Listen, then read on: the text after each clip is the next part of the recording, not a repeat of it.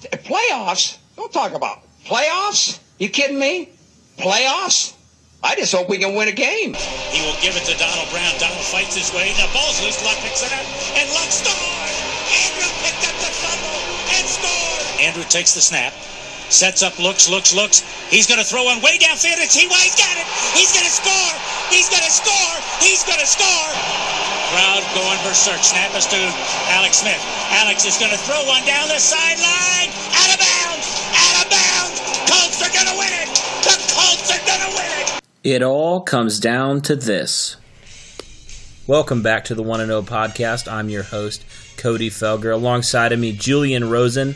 And the Colts, they have a pretty big game coming up tomorrow as they travel to Arrowhead to play the Kansas City Chiefs at 4:35. It'll be a great game. It's going to be exciting. Julian, how you feeling, man? I'm doing well. TGIF, although it has been a pretty nerve-wracking day for myself, and I'm sure a ton of Colts fans getting ready for this game tomorrow. Yeah, man, I know. We were just talking about, man, we haven't really been able to sleep. We've just been this excited. I don't know when the last time I've been this excited for a game.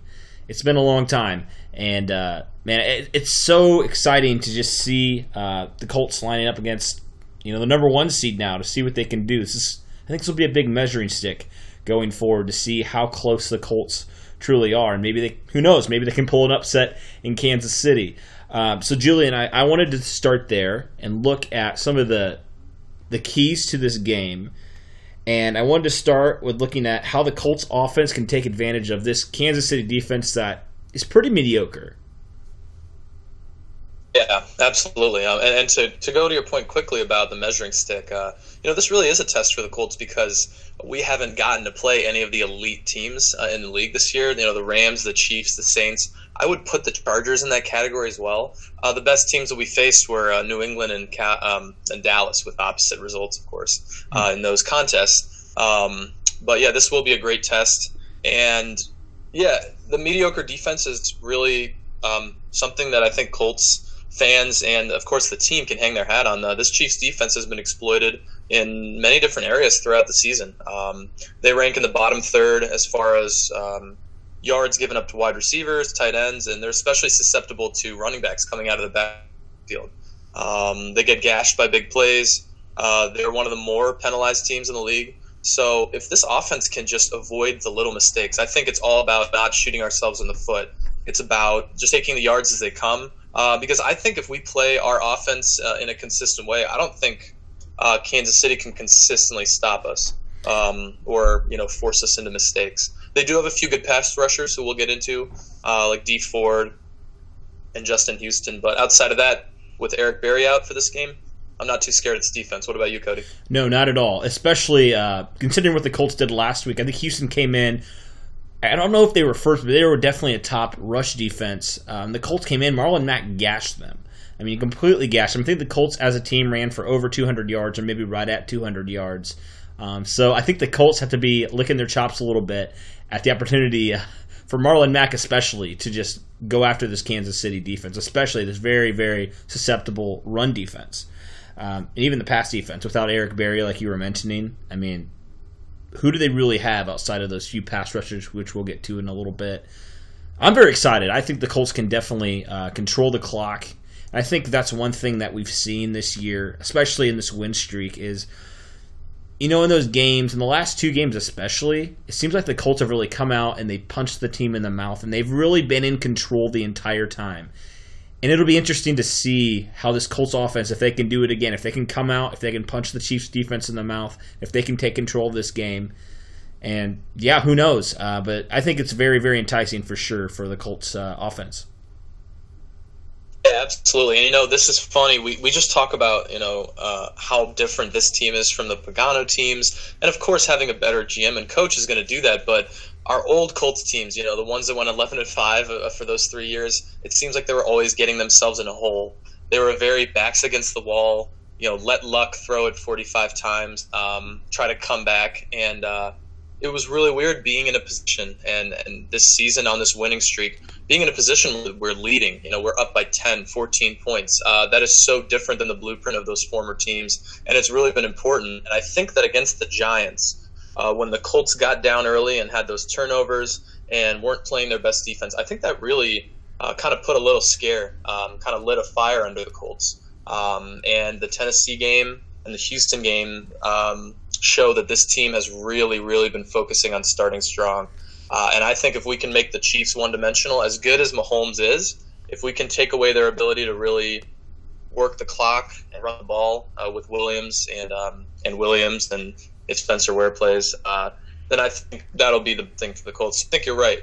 It's going to be about establishing the run early, leaning on our offensive line, and hopefully getting a 10-3, 13, 13-7 kind of lead going early in the first quarter. For sure. And I don't know. It kind of seems like in the games this year where the Chiefs have kind of either fallen behind or it's been a big game, and we talked about this on Tuesday's podcast or whenever we talked last. Maybe that was Sunday's podcast. I apologize.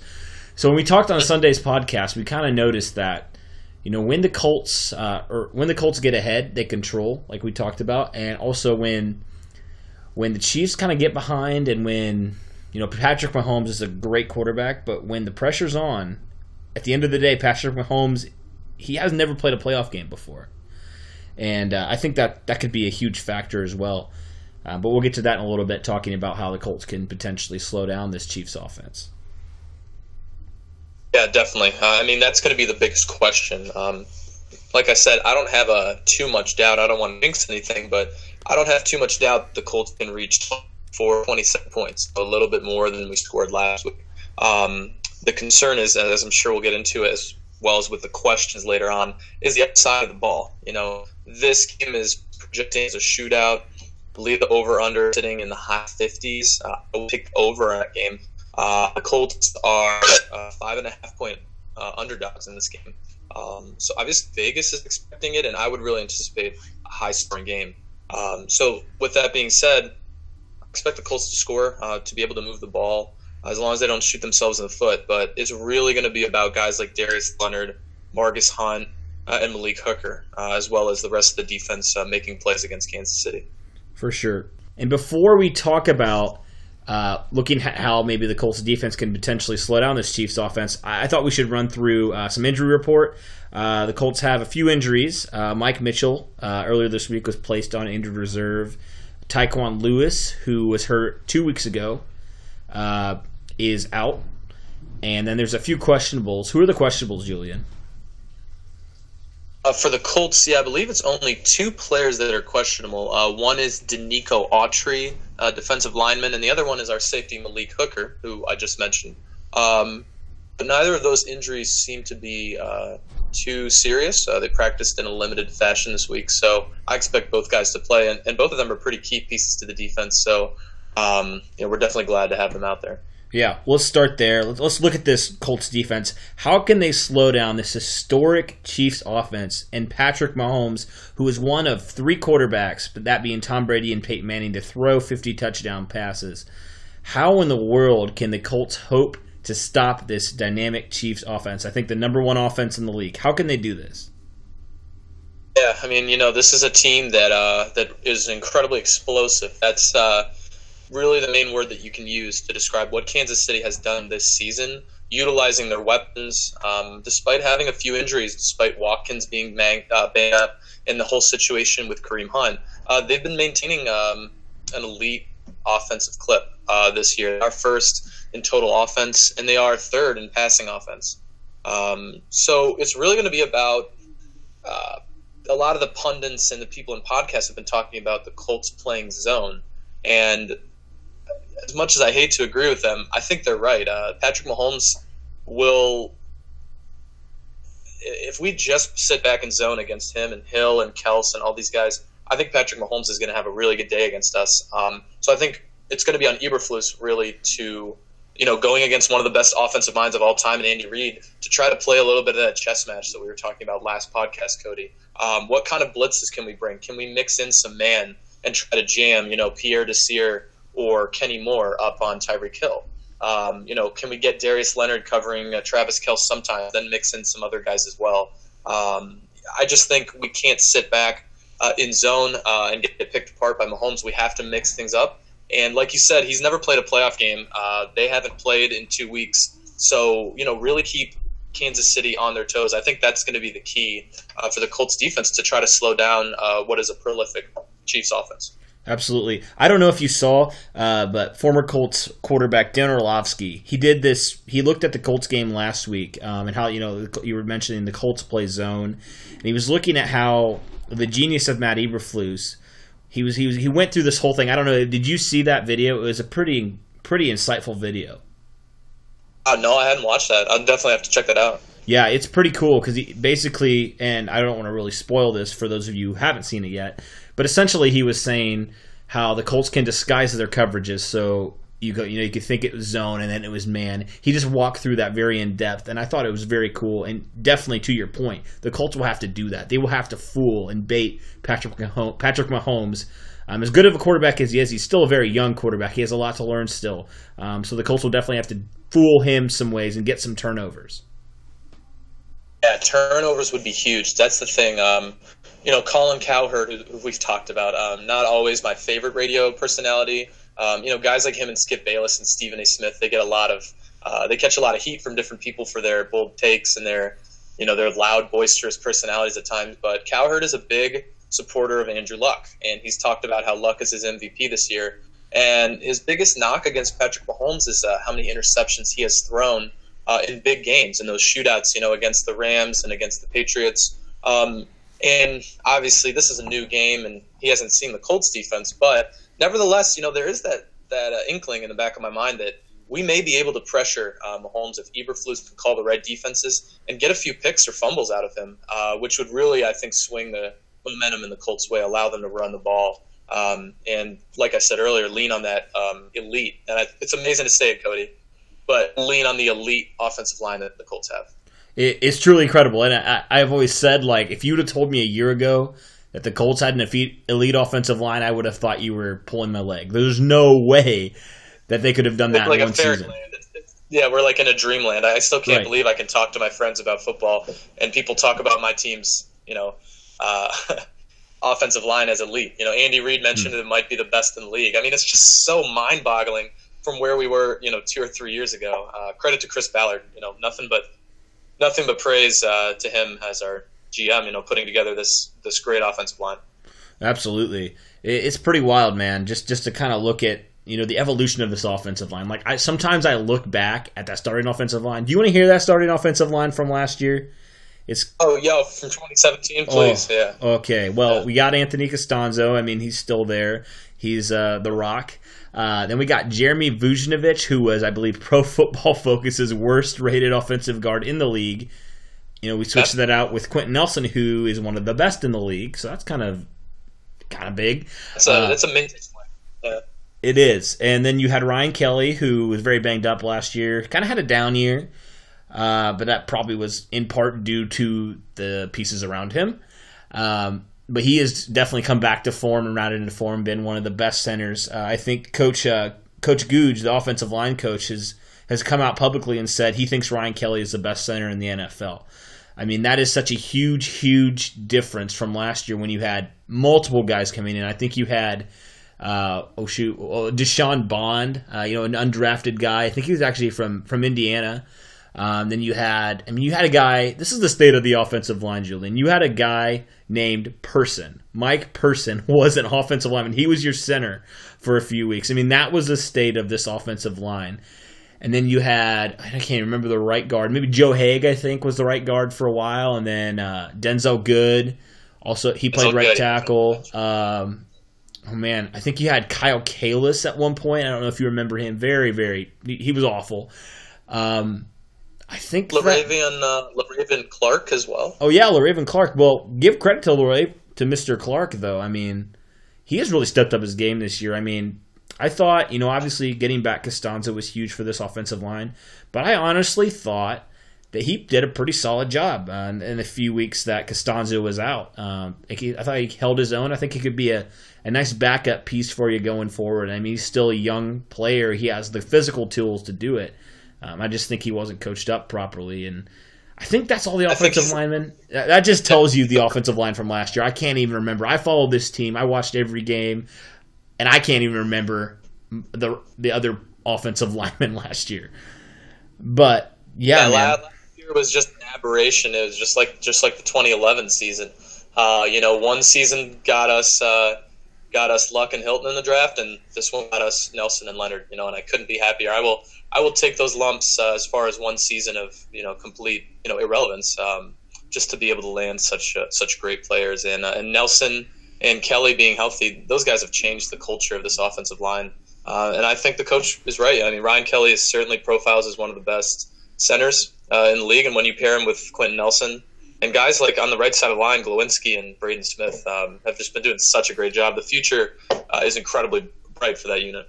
Yeah, definitely. And just, man, it's crazy to kind of think at the beginning of the year, Mark Glowinski was potentially going to get cut. People were calling for his head after he tried to play center in the preseason. Didn't go too well. People actually wanted him cut.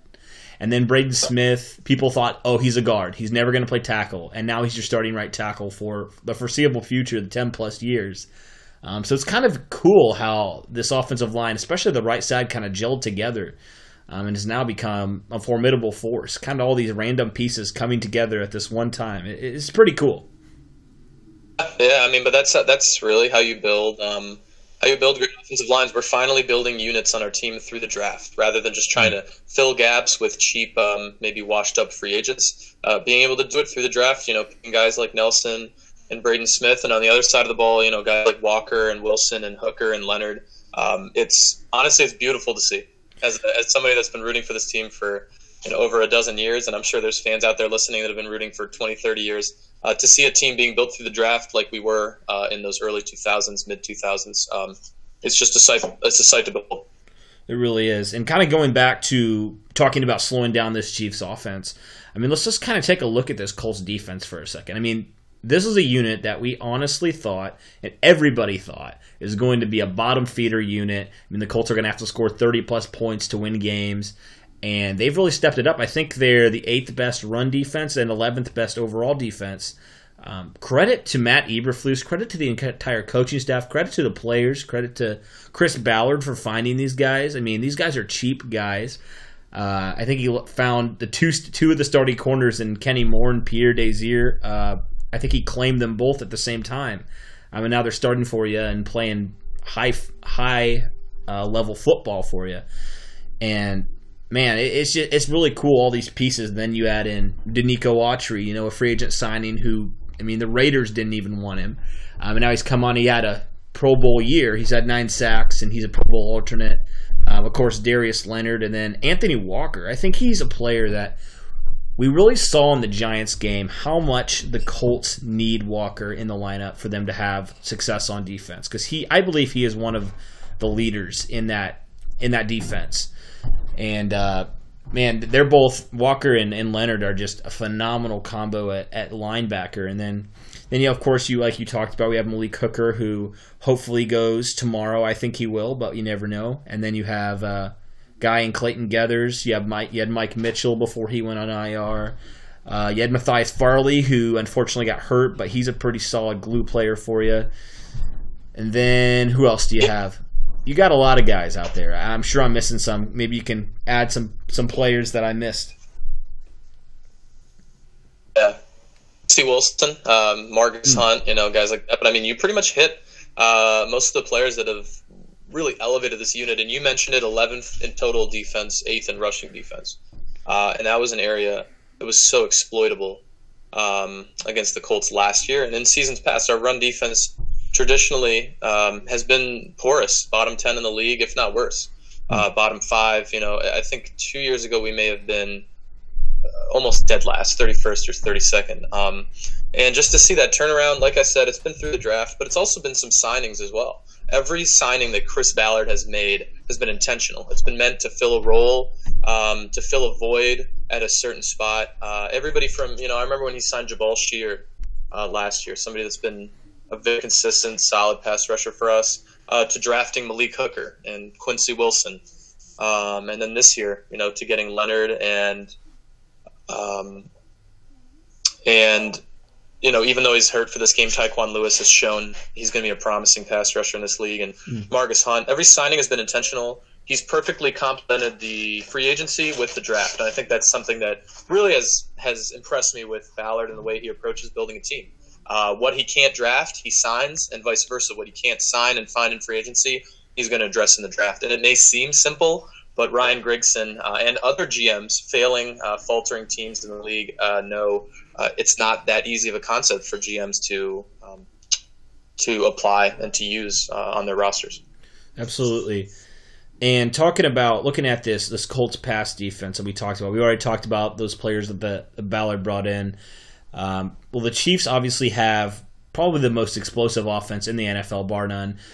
The Colts also have a pretty solid rate against the deep pass. I think they're about fourth in the league in allowing big plays. So something's got to give here, Julian. What do you think is the key for the Colts to slow down this explosive offense of Tyreek Hill, Sammy Watkins, Travis Kelce? How do they start to slow these guys down, stop these deep passes? Yeah, like we said, I think there's two keys that I'll point to here in this matchup. But like we said, we're not very concerned. Like, once again, don't want to jinx it, but we're not too concerned with the Colts scoring. So I think the big thing is you don't want to let Kansas City get a big head of steam, let them snowball. And that's going to be containing and keeping everything in front of them.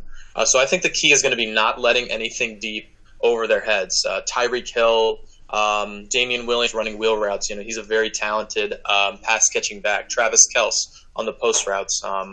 Chris Conley, who's been playing decently.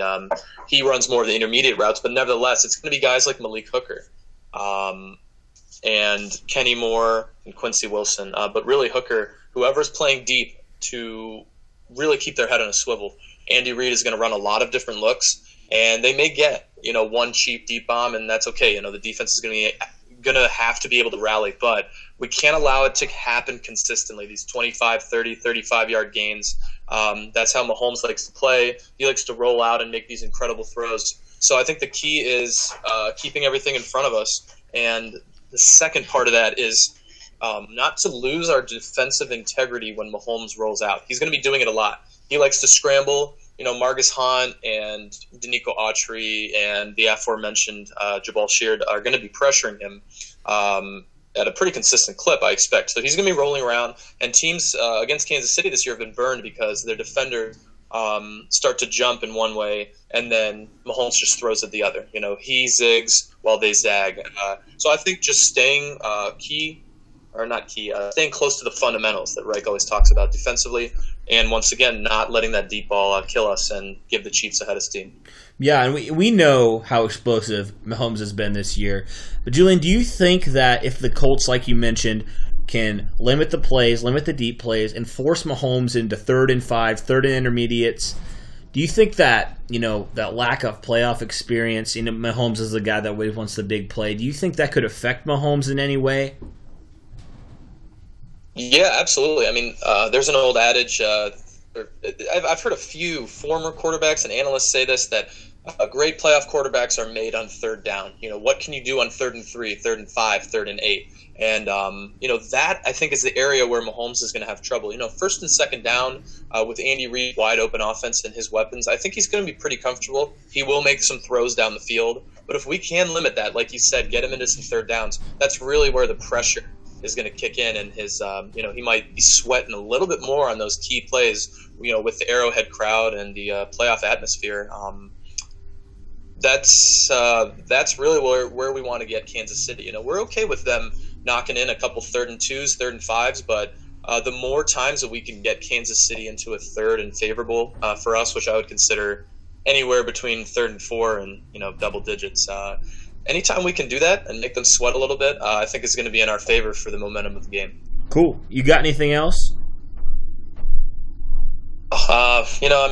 Like we said, just nervous and excited for this game, but really ready. You mentioned the last time we were excited for a game like this. I think I would have to go back to Super Bowl against the Saints in 2009. So it's been a decade since I've been this amped and ready for a Colts game. Man, don't bring up that game. I tell you what, man. I think I was in 8th grade when that happened. All my friends, I remember this. I actually was going to church to watch the Super Bowl, which I think is like the only year I ever did that.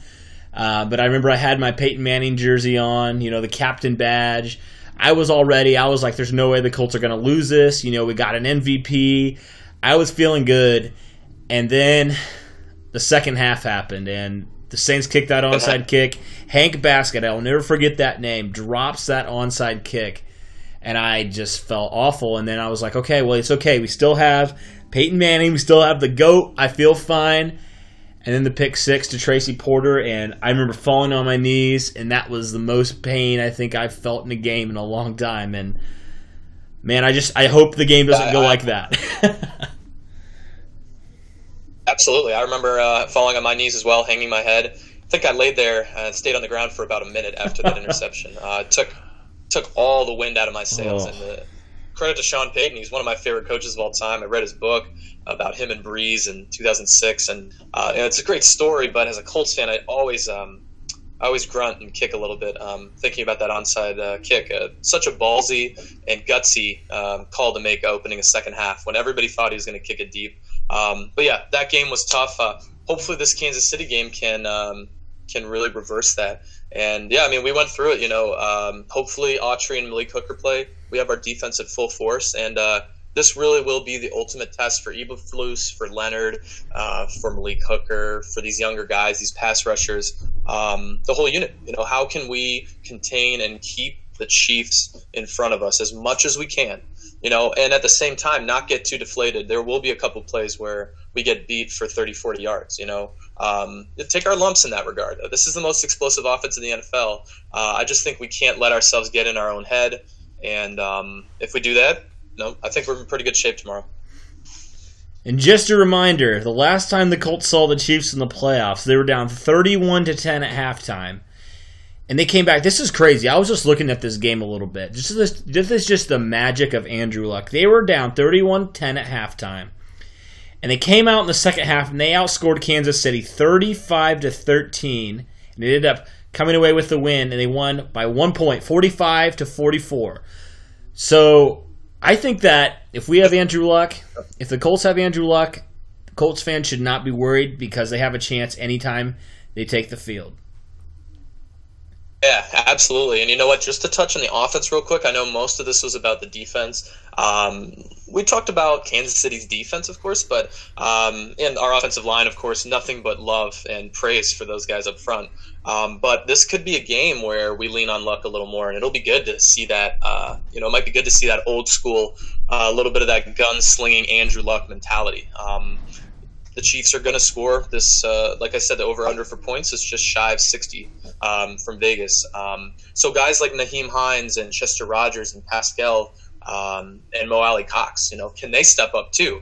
Not only the guys on the defense, as we were mentioning, but can these ancillary pieces, outside of Ebron, Mack, Doyle, and Luck, can those guys get going and give us a little extra juice? Because we're going to be down Ryan Grant, and he's been a contributor, so other guys, other weapons on the outside are going to have to establish themselves. But yeah, that game was incredible. I remember being at a bar, and there's some Chiefs fans, sitting about 30 feet away from me, and they were getting all excited when they were up 38-10.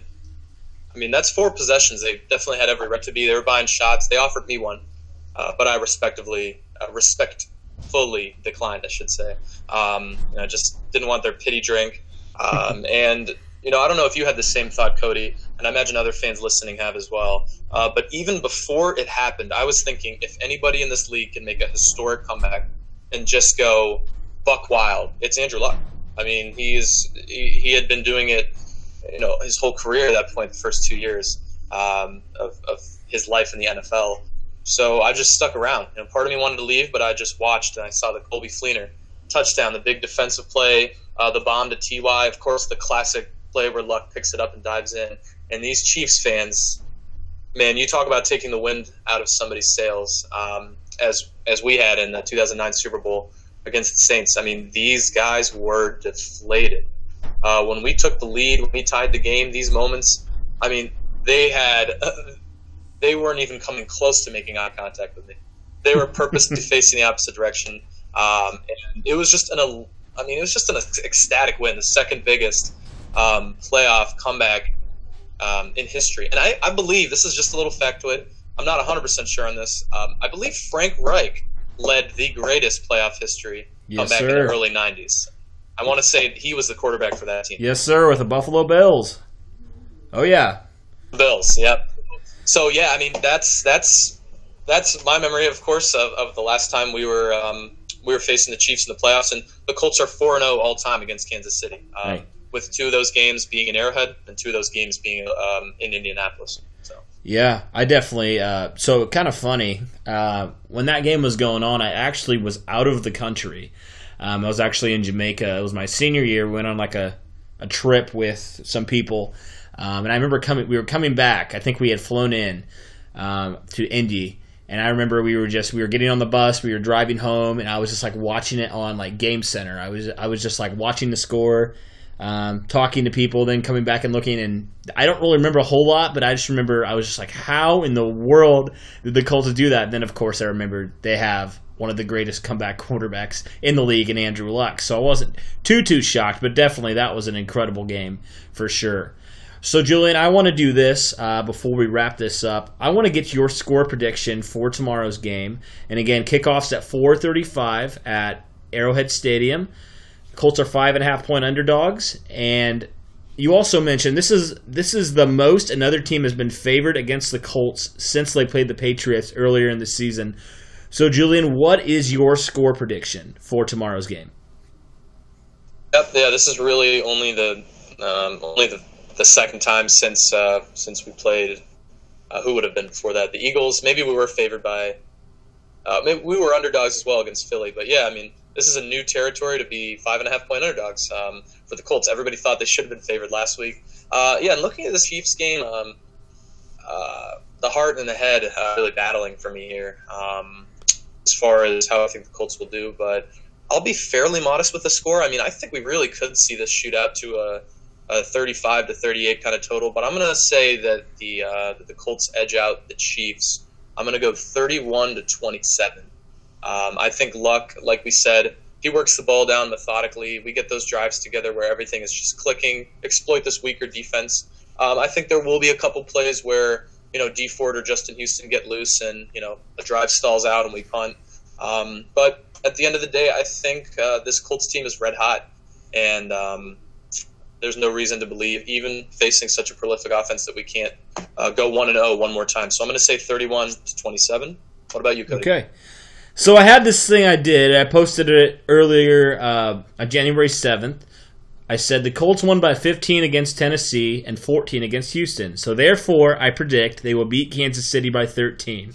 I don't know the score of it, but I predict they will beat Kansas City by 2 scores. That's my prediction, by 13 points. We'll see how it goes. Hopefully I don't jinx it. 33-20 or something like that? Sure, we'll do that. 33-20. Yes. Okay, yeah. I'm looking here, and the Chiefs' offense, just to kind of look at the numbers, I always like to look at the sort of gaudy stats of the number one offense in the league every year, and Kansas City averaging 35 points per game, 425 yards, and 310 of those through the air. So that being said, that's 35 points. Andy Reid, obviously his teams are usually elite offensively, but they did get to play some suspect defenses this year. Jacksonville, they got to play at home, not as good of a defense as they were last year, not even close. They got to play the Patriots, the Raiders twice. So they were playing against some pretty mediocre opponents. We saw a team like Baltimore that was able to push them to overtime. I believe during regulation kept them under 30 points. So, I think the Colts defense is really only one peg, if that, under the Ravens. And the Ravens played them in Arrowhead. So, I think, if anything, that's the model that the Colts can look to. I'm sure Matt Eberflus was watching some film on what Baltimore did against Kansas City. But no doubt, I like the 13-point prediction. 15-14, it seems like a logical trend. And you know what? As long as, the Colts are scoring at least one more point than the Chiefs, I'll take it. I think this game could be really close. I think it could be a shootout. But let's not forget, this is a red-hot team. The Colts are the hottest team. We have a ton of momentum since we started 1-5, so I'm feeling pretty optimistic, but definitely still concerned with facing such an explosive offense. Absolutely, and my thoughts behind that prediction is, like you mentioned, like we've seen teams shut out these prolific offenses, like Dallas did it to New Orleans, and we saw Baltimore do it to Kansas City. And who's to say the Colts can't go into Arrowhead Stadium, I mean, they've been doing it all year. They've gone into places and they've shut down some elite offenses, some good offenses. And who's not to say the Colts can't do that? The Colts can't win by double digits. I think people kind of think, Cody, you're crazy for thinking the Colts could win it by any more than 7 points. But I honestly think, you have a quarterback, like inexperienced quarterback in the playoffs in Patrick Mahomes. I mean, we've seen in the past, unfortunately, with the Colts when they had those high-powered offenses that go into New England and they just get shut down and they can't do anything. I'm not saying the Colts defense will do that, but we've seen these elite offenses be shut down in the playoffs when they can't really run the ball, and the Colts have a great run defense, and maybe they can't. Maybe they get some explosive plays, maybe not. That's just kind of my prediction, and I'm going to stick with it, and we'll see what happens. It's definitely going to be an exciting game tomorrow. Yeah, I'm really, really excited for it. I definitely could see a double-digit win. I could see it in either direction, but I think if you're going to lean one way as far as one team beating the others by 10 or more points, I would lean the Colts' way. There's also the mentality that we're analyzing all these numbers, but I don't really think the Colts care. I don't think this team is really worried. They understand the challenge that's ahead of them from a film and preparation standpoint, but they probably don't care about the hoopla as much as we do. For them, it's just 11-on-11 lineup and go 1-0. I think that's really their mentality. This Colts team is a rolling boulder. We've been gathering momentum. The hill just keeps getting a little bit steeper as the opponents get a little more challenging and people are preparing for us. But a boulder really doesn't care what kind of wall or what kind of hill or what kind of material or what kind of blockade is in its way. I think that kind of is the mentality that I'm getting just from the interviews I saw with Kenny Moore and Darius Leonard, the guys on this defense. So hopefully they can keep rolling, as they say. We shall see, and it'll be a very interesting game. And we'll have a recap up maybe tomorrow, maybe the next day. We'll see how it goes. But I'm excited, man. It's going to be a great game, and it's going to be very exciting, I think. And we'll definitely be cheering the Colts on all the way. Absolutely. Yeah, really excited for this one.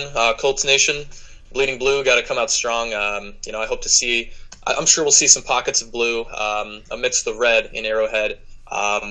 Colts fans traveling. How far is that drive, by the way? I'm not too familiar with it, but probably about 7 or 8 hours to get out to Kansas City from Indy. Interesting enough, I was actually in Missouri a couple months ago. I went to a conference. I'm a youth pastor. I don't think a lot of people may or may not know that. But I went to a youth pastor conference thing I think it was in St. Louis, so in Missouri.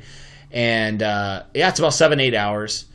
And I want to give a shout out also to my friend Aaron Coffey, who I actually sometimes podcast for him on The Brew. You should check it out, the Colts Brew, at Colts Brew on Twitter.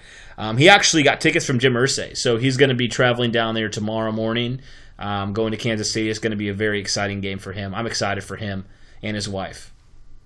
That is awesome. Tickets from Irsay. That's pretty sweet. If he sends you any pictures, please forward them my way. Arrowhead is an iconic stadium. People have been talking about that. The noise factor, of a stadium that's just so electric and so huge as well. And if I could find a way out there, I would. But I'll be watching every second of it, sweating it out. And like you said, I hope your prediction comes true. I hope we win by 13 and move on to the AFC Championship game. Let's see if the Colts can get it done. Absolutely.